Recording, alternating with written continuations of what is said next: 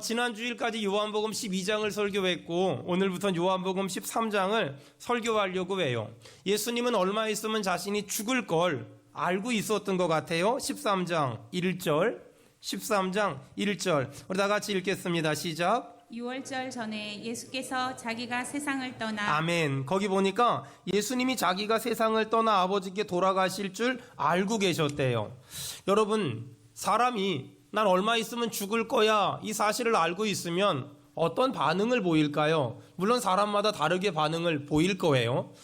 아마 사람이 앞으로 3일밖에 살지 못한다면 그 사람이 생각했을 때 가장 소중한 일을 할 거예요. 마찬가지로 예수님도 앞으로 딱 3일밖에 못 살아요. 그래서 예수님이 생각하셨을 때 가장 소중한 일을 하셨어요. 자, 그렇다면 예수님이 생각하셨을 때 가장 소중한 일은 무엇이었을까? 자, 요한복음 13장 1절, 6월절 전에 예수께서 자기가 세상을 떠나 아버지께로 돌아가실 때가 이른 줄 아시고, 자, 세상에 있는 다 같이 읽겠습니다. 시작. 세상에 있는 자기 사람들을 사랑하시되 끝까지 사랑하시니라. 자, 예수님은 이제 앞으로 3일밖에 못 살아요. 그런데 예수님이 남은 3일 동안 예수님이 생각하셨을 때 가장 소중한 일을 했다 그랬어요. 자, 뭐 했다고요? 세상에 있는 동그라미 치세요. 자기 사람. 그 다음에 사랑했다. 언제까지? 여러분 영어 그 팝송 중에 엔들리스 러브라고요. 끝까지 사랑했대요. 여기 보니까 예수님이 남은 3일 동안 3가지를 하셨어요. 자, 사랑했다. 누구를? 자기 사람들을 얼만큼? 끝까지 사랑하셨다. 여러분, 예수님은요 이제 3일밖에 못 살거든요. 3일밖에 못 사는데 자기 사람들을 사랑하셨는데 끝까지 사랑하셨대요. 여러분, 예수님은 지금 남은 3일 동안 자신이 가장 소중하다고 생각한 일을 이야기하시면서 우리에게 지금 말씀하시는 거예요. 이 세상 살면서 가장 소중한 게 뭐니? 이 세상 살면서 가장 중요한 게 뭐니? 이 세상 살면서 가장 가치 있는 일이 뭐니? 지금 예수님은 우리에게 이 말을 하는 거예요. 여러분, 사람들 사는 걸 보면은요, 두 종류의 사람이 있어요. 사람을 사랑하는 사람, 그리고 사람을 사용하는 사람. 전 하나님한테 날마다 기도하는 게 하나 있는데 그건 뭐냐면, 하나님, 내 평생에 사람을 이용하지 말고 사람을 사랑할 수 있도록 은혜를 주시옵소서. 아주 가끔 어떤 사람들은요, 하나님을 믿음에도 불구하고 종말, 말세, 세상 끝날 이런 말 하면 조금 이렇게 거부감을 가진 사람들이 있어요. 물론 이해가 돼요. 극단적인 종말론자들 때문에 그런 거니까. 하지만 기본적으로 하나님을 믿는 사람은 이 종말이라는 단어를 부담스러워하거나 기분 나빠하는 게 아니라 사모하는 단어가 돼야 돼요. 여러분, 세상의 종말은 2가지가 있거든요. 개인의 종말과 세상의 종말. 개인의 종말은 내가 죽는 거고요. 세상의 종말은 주님이 이 땅을 심판하러 오시는 거예요. 한 가지 분명한 거는요, 옆 사람 얼굴 좀 봐봐요. 그리고 속으로만 합시다. 100년도 못 살게. 시작. 100년도 못 살아요. 여기 앞에 수진이도 있고 찬미도 있지만 얘네들도 아무리 젊어도요 100년도 못 살아요. 전부 100년도 못 살아요. 여러분, 예수님은 그걸 정확히 아셨어요. 나는 얼마 있으면 죽을 거야. 그리고 죽고 나면 끝날까요? 아니요. 죽고 나면 하나님을 만날 거야. 그 사실을 예수님은 아주 정확하게, 아주 분명하게 알고 있었어요. 여러분, 제가 인생의 마지막을 앞두고 있는 사람들을 만나서 가끔 얘기할 때가 있어요. 뭐 병원에서 앞으로 몇 달밖에 못 살아요. 뭐 이런 얘기 들은 사람들 있잖아요. 근데 그런 사람들 만나서 이런 얘기 저런 얘기 하다 보면 꼭 하는 말이 있어요. 목사님, 내가 인생이 이렇게 빨리 끝날 줄 알았다면 가족들을 더 많이 사랑했어야 됐는데, 가족들하고 더 좋은 추억을 많이 만들었어야 됐는데, 그런 걸 못한 게 너무 후회돼요. 단 한 사람도 더 높이 올라가지 못한 거, 더 많이 갖지 못한 걸 후회하는 사람은 단 한 사람도 없어요. 그들과 얘기하면서 그들이 후회하는 건 아주 간단해요. 더 사랑하지 못한 걸 더 많이 후회해요. 여러분, 그렇다면 우린 그런 인생이 아니지만 정리해야 돼요. 여러분, 더 사랑하지 못한 걸 후회하지 말고, 예수님은 33년 공생애를 살면서 사랑했잖아요. 그리고 남은 3일 남았는데 그 기간 동안도 자기 사람들을 끝까지 사랑하겠다고 약속하셨잖아요. 여러분, 예수님처럼 산다는 건 바로 그거예요. 내가 사랑하며 살겠습니다. 내가 끝까지 사랑하며 살겠습니다. 내가 사랑을 절대 멈추지 않겠습니다. 여러분, 평생 이렇게 살길 주의 이름으로 축원합니다. 자, 그런데 오늘 이 요한복음 13장 1절에 보니까는요, 제가 너무너무 좋아하는 말이 몇 가지가 나오는데, 그 첫 번째는 예수님은 앞으로 3일밖에 못 사는데 뭐 했다고요? 사랑했다. 누구를 사랑했다고요? 자기 사람들을 사랑했다. 여러분, 예수님은요, 우리를 보고 뭐라고 말하냐면요, 자기 사람이래요. 너 내 사람이야. 너 내 사람이야. 여러분, 예수님은요, 저보고요, 우리 보고요, 자기 사람이라고, 내 사람이라고, 우리 사람이라고 말씀하세요. 여러분, 제가 선포할 테니까 아멘 합시다. 우리는 하나님의 사람입니다. 아멘. 우리는 하나님의 사람입니다. 아멘. 우리는 전부 다 하나님의 사람이래요. 내가 하나님의 사람이라는 분명한 정체성이 있어야 어디 가서도 누군가의 사람이 되려고 애쓰지 않아요. 여러분, 저는 제가 사랑하는 수원은혜교회 성도들이 담임 목사의 사람 되려고 애쓰지 않았으면 좋겠어요. 저는 제 평생에 제 사람을 만들 생각도 없고, 만들 마음도 없고, 만들 계산도 하지 않고, 만들 어떤 생각이 전혀 없어요. 왜냐하면 오늘 하나님이 하나님을 믿는 모든 사람을 향하여 뭐라고 말했냐면, 내 사람이야. 내 사람이야. 내 사람이야. 근데 만약에 여기 있는 모든 사람들이 전부 다 하나님의 사람인데 제가 목사의 사람을 만들려고 하잖아요. 그럼 어떤 일이 벌어지냐면 반드시 그 교회는 갈등이 일어날 수밖에 없고, 반드시 그 교회에는 싸움과 또 오해와 불신이 일어날 수밖에 없어요. 여러분, 우리 주변에는 성도들 간에, 또 목회자와 성도들 간에 갈등이 있고 다툼이 있고 큰 소리가 나는 교회들을 우리가 들을 때가 있어요. 왜 그런 일이 벌어질까? 물론 여러 가지 이유가 있을 거예요. 하지만 그 내면엔 목사의 사람이 있는 거예요. 그 이면엔 어떤 사람의 사람이 있는 거예요. 저는 제 평생에 하나님 앞에 결단하고 또 결단하고 결단하고 또 결단하는 건, 하나님, 내 사람 안 만들게 도와주세요. 내 사람 없도록 도와주세요.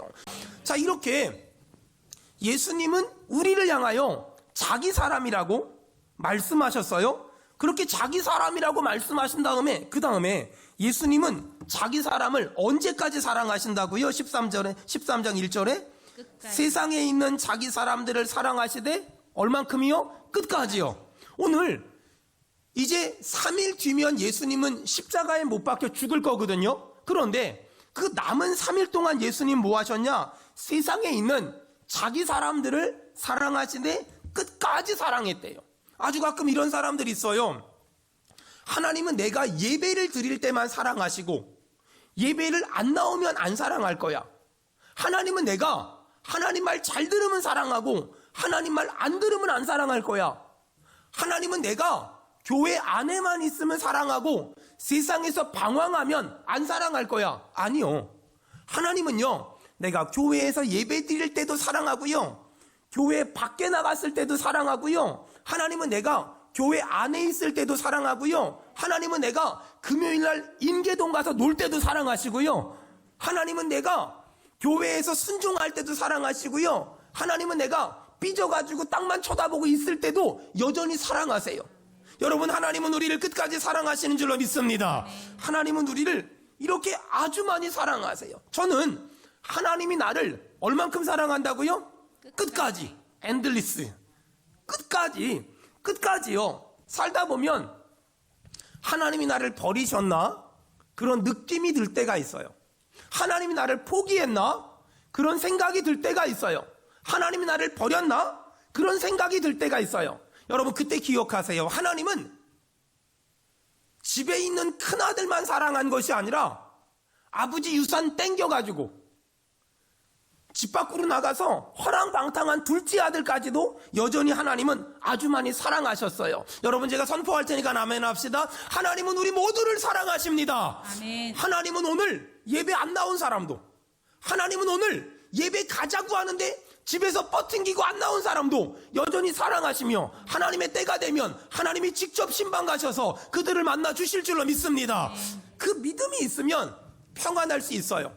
그 믿음이 있으면 자유할 수 있어요. 그 믿음이 있으면 마음의 평강을 절대 잃지 않을 수 있어요. 자, 이렇게 하나님의 사랑을 받는 사람들이 반드시 관리해야 될 게 하나 있어요.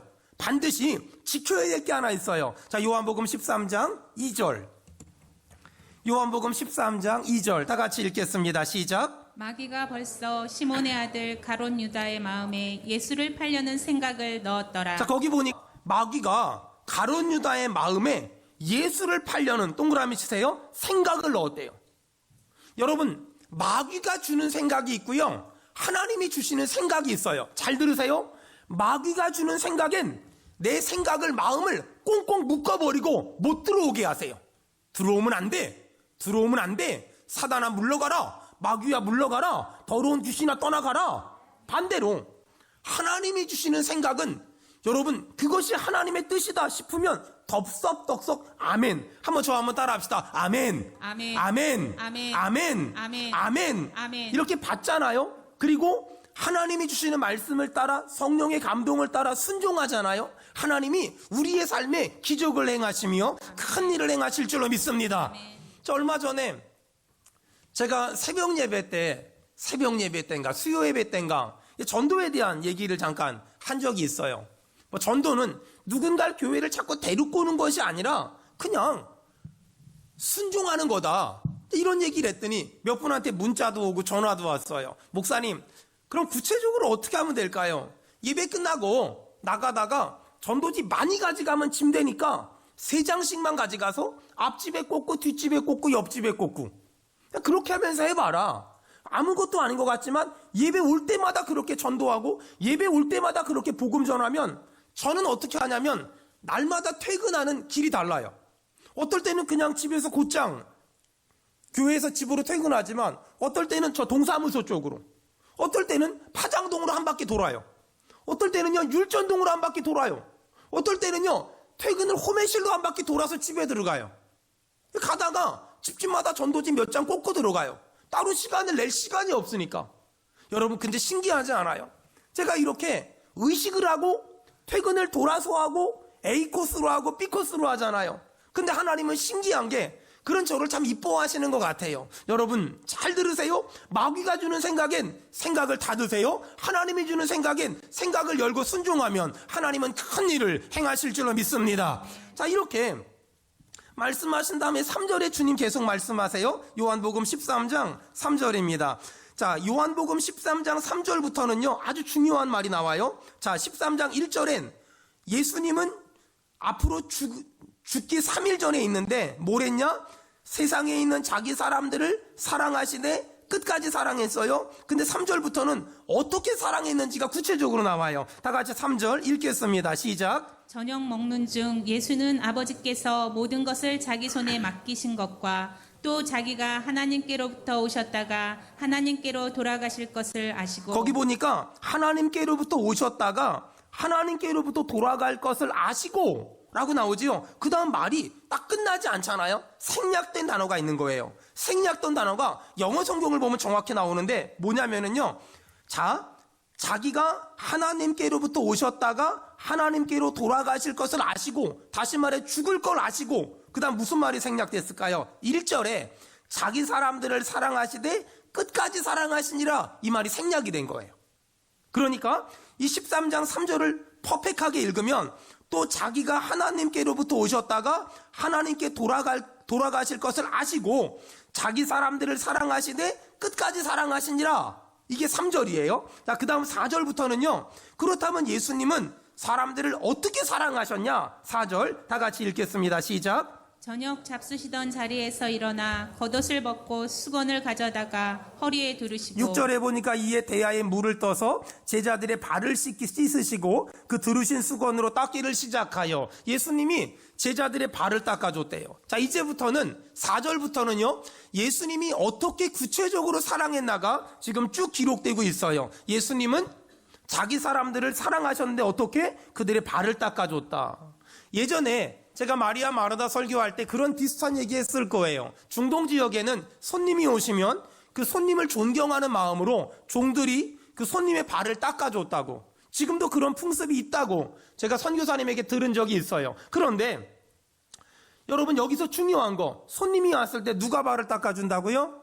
종이. 그런데 지금 예수님이 발을 닦아주잖아요. 이런 경우는 거의 없었어요. 이런 경우는 거의 없었어요. 지금 예수님은 손님이 오면 종이 손님의 발을 닦아주는 건데, 만왕의 왕이신 예수님이, 만주의 주이신 예수님이 그 제자들의 발을 닦아주심으로 말미암아 우리에게 아주 중요한 이야기를 하는 거예요. 어떤 말일까요? 얘들아, 사랑하면 있잖아. 사랑하면 사랑하는 사람의 종이 되는 거야. 얘들아, 사랑하는 사람의 종이 되는 거야. 지금 이 얘기를 예수님이 우리한테 하고 있는 거예요. 여러분, 아빠랑 아들이랑 씨름하잖아요. 그럼 아빠가 늘 져요. 혹시 7살짜리 아들이랑 씨름하고 이기고 나서 할렐루야 노래 부른 사람이 있습니까? 미친 거예요. 사랑하면 사랑하는 사람에게 져줘요. 여러분, 그게 순리고 그게 당연한 거 아닙니까? 여러분, 근데 그거 아세요? 사람은 본능적으로 지는 거 싫어해요. 사람은 본능적으로 대장하고 싶고 섬김받고 싶고 군림하고 싶고 명령하고 싶고 높아지고 싶어요. 근데 사람은 본능적으로 이렇게 하고 싶은데 사람들이 날 대장을 안 시켜주고 섬겨주지 않고 높여주지 않잖아요? 그러면 삐져요. 기분 나빠해요. 자존심이 상했대요. 이런 감정들이 오래 가잖아요? 그럼 사람이 어느 순간부터 부정적인 사람이 되고 비판적인 사람이 돼요. 예전에 제가 청년들 섬길 때인데, 세상에 청년이 제가 그 교회 부임했는데 6명이에요. 6명. 근데 어쨌든 연말 돼서 회장을 뽑아야 되잖아요. 회장을 뽑았는데 2명이 나왔는데 한 사람 됐고 한 사람 안 됐어요. 근데 신기한 일이 벌어졌어요. 회장 안 된 청년이 1년 내내 회장이 뭐 좀 해보려고 하면 아주 그냥 뒷담화에 비판에 비난에 6명밖에 안 되는 청년부가 정신이 하나도 없어. 제가 그때 그거 보고 느낀 게 있었어요. 사람이 저렇게 추해질 수 있고 사람이 저렇게 악해질 수 있구나. 근데 시간이 지나 생각해 보니까 그 친구가 왜 그랬을까? 대장하고 싶은데 안 시켜주니까 삐진 거예요. 여러분, 저는 선교지에 좀 있었잖아요. 선교지에 있을 때, 제가 마닐라 쪽에 있을 때 선교사님이 한 100명 정도 있었거든요. 아무도 선교사 옆에 회장을 안 하려고 해요. 근데 어떤 분이 하기 싫은데 막 등 떠밀려 억지로 됐어요. 그러면 어떤 일이 벌어지는 줄 알아요? 100명의 선교사가 하나가 돼요. 안 하려고 하다가 억지로 한 명이 됐으니까. 근데 반대로 제가 사역지로 옮기면서 그 동네엔 선교사가 10명도 안 됐어요. 근데 선교사 옆에 회장을 뽑아야 되는데 2사람이 하겠다는 거예요. 근데 한 사람이 안 됐고 한 사람이 됐을 거 아니에요. 근데 그때부터 회장 안 된 사람이 회장 된 사람을 막 욕하고 다니고 모함하고 다니고 핍박하고 다니고, 아니 왜 이렇게 지저분하고 추하고 더러운지.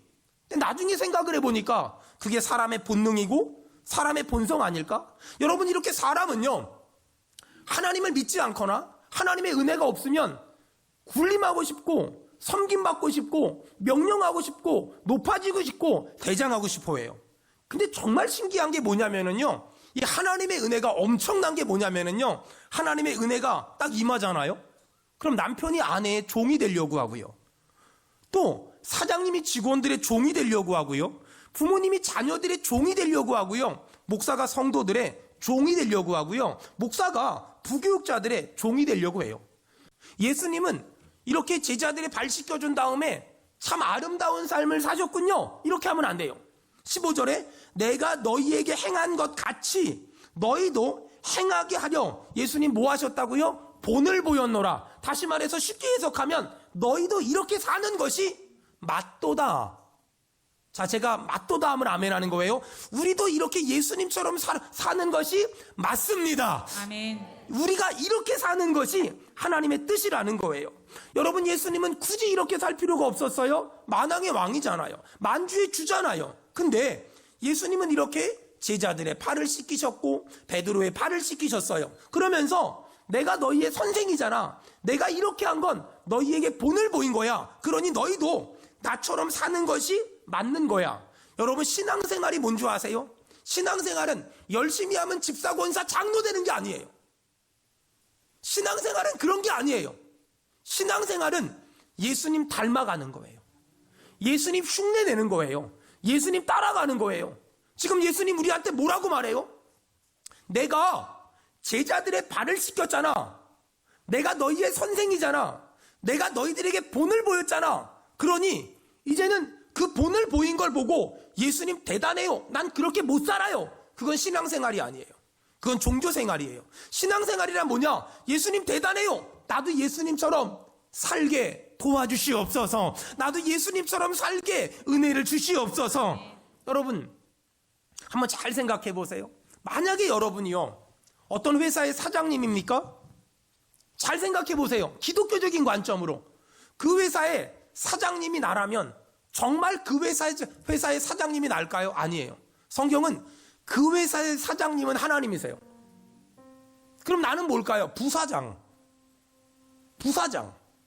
그럼 이렇게 보면 어떨까요? 오늘 말씀에 근거해 보면 내가 하나님을 내 회사의 사장님으로 앉혀드리고 나는 우리 회사에 오늘 예수님처럼 발 씻어주는 종이 되는 거예요. 한번 상상을 해보세요. 어떤 일이 벌어질까요? 가정에서 저도 아빠잖아요. 근데 우리 가정의 주인을 누구로 모셔드리고 하나님으로 모셔드리고 나는 뭐 된다고요? 종 된다면 우리 집은 어떤 일이 벌어질까요? 수원은혜교회에서 행정상은 제가 담임 목사잖아요. 여러분, 기부금 납입증명서 도장 찍어줘야 되니까.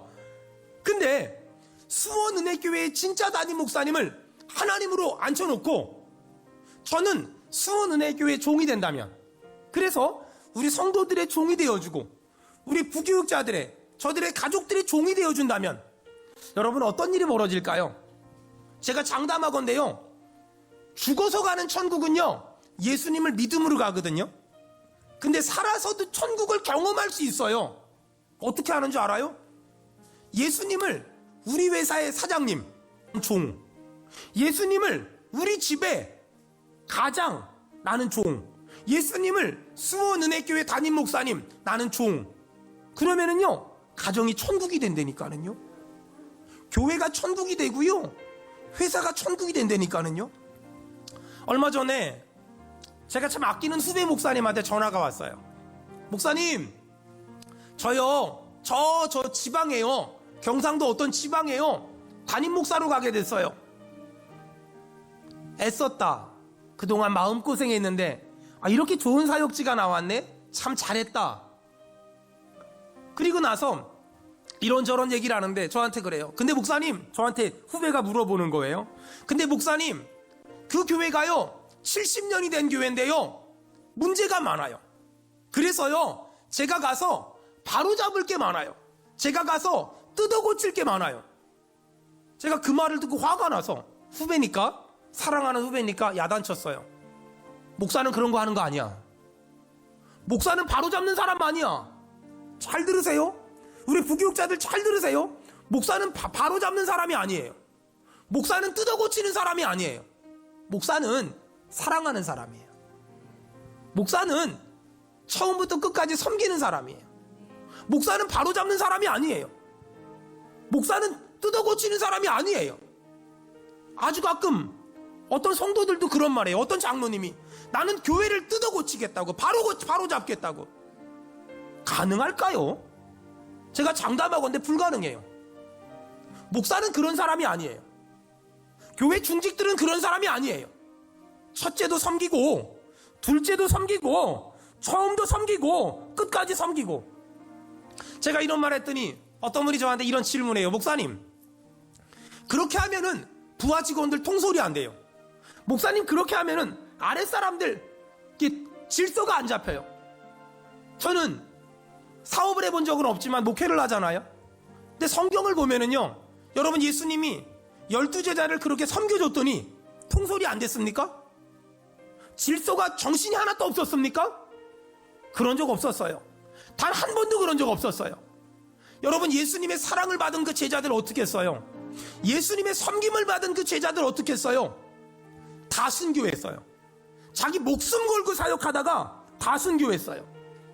사람들이 너무 어리석은 게 뭐냐면, 내가 이렇게 직원들을 사랑해주고, 내가 이렇게 성도들을 사랑해주고, 내가 이렇게 아이들을 사랑해주면 질서가 깨질 거래, 애들이 버르장머리가 없어질 거래, 성도들이 기어오를 거래. 아니에요. 성경에 단 한마디도 그런 얘기 없어요. 성경에 뭐라 그러는 줄 알아요? 내가 이렇게 예수님처럼 누군가를 섬기고 누군가를 사랑하고 누군가의 종노릇하면, 제가 선포할 테니까 나만 합시다. 하나님은 그런 우리를 존귀하게 여겨주실 것이며 영광스럽게 만들어 주실 줄로 믿습니다. 아멘.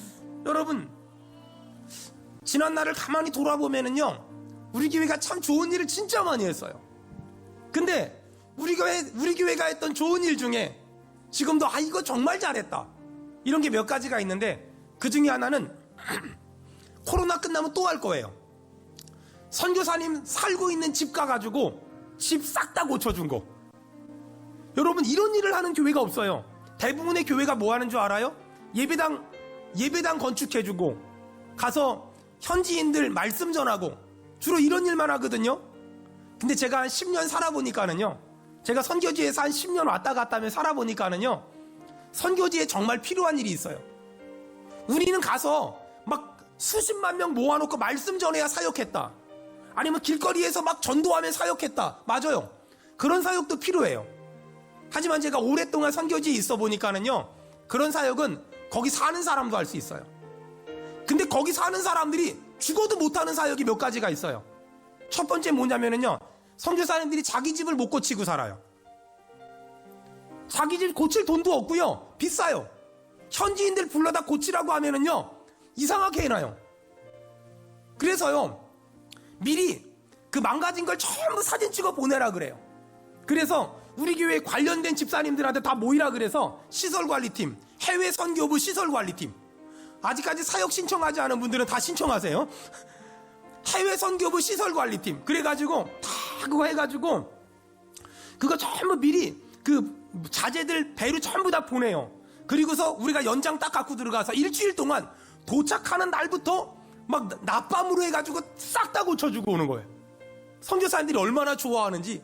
지금도 선교지에 가면은요, 우리 교회가 그런 사역을 했던 게 소문이 엄청 나가지고 너무 부럽다고. 세상에 그런 일을 해주는 데가 어딨냐고. 그다음 두 번째는 자동차 고쳐주는 일. 자동차 선교사님들 망가지면 그 망가진 채로 막 타고 다니거든요.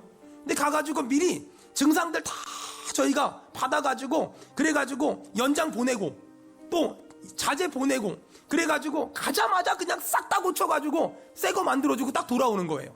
기름 만땅 딱 채워서. 선교사님들이 얼마나 좋아하는지 몰라요.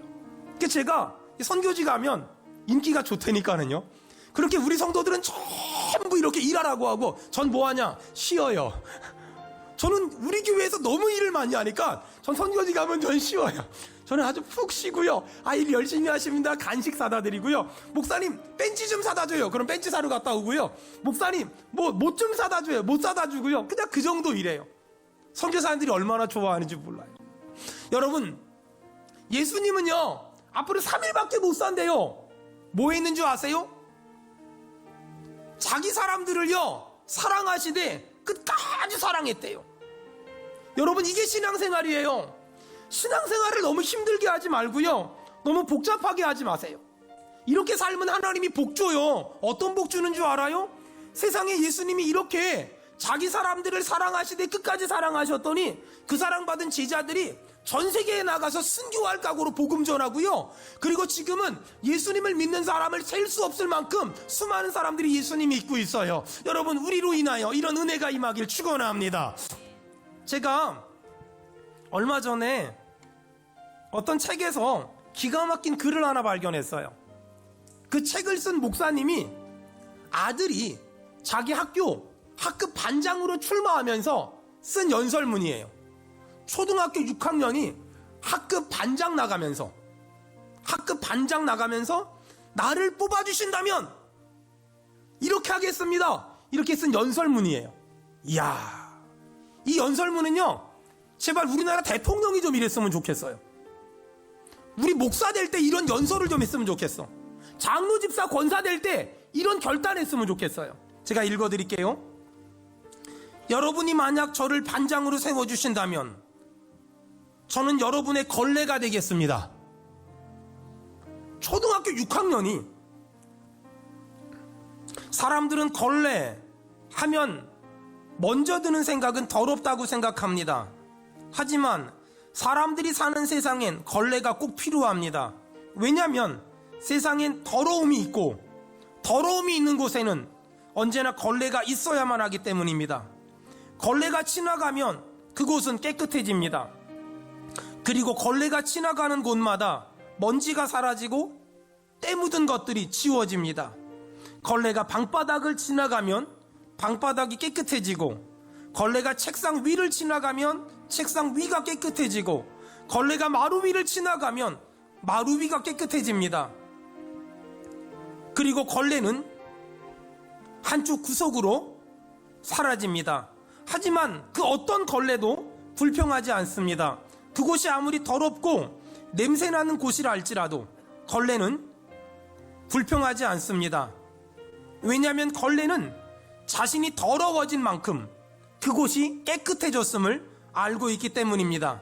뿐만 아니라 걸레는 자신의 기득권을 주장하지도 않습니다. 더러움을 닦아냈지만 한 번도 자기를 내세운 일이 없습니다. 자신의 희생을 통해 깨끗해졌지만 한 번도 안방 아랫목을 차지해 본 적이 없습니다. 걸레는 자신이 해야 될 일을 마치면 언제나 남의 눈에 보이지 않는 구석의 자리로 돌아갑니다. 이것이 걸레입니다. 사람들은 추하고 더러운 사람을 가리켜 걸레 같다고 합니다. 하지만 그런 말은 아무나 할 수 없습니다. 왜냐하면 걸레에도 자격이 있기 때문입니다. 유리창 걸레는 유리창보다 깨끗해야 하며, 마루 걸레는 마루보다 깨끗해야 하며, 식탁을 닦은 걸레는 식탁보다 깨끗해야만 합니다. 걸레가 되려면 최소한 내가 닦는 곳보단 깨끗해야만 합니다. 그렇지 않으면 걸레가 될 자격이 없습니다. 여러분이 저를 우리 학급의 반장으로 뽑아주신다면 저는 우리 학급의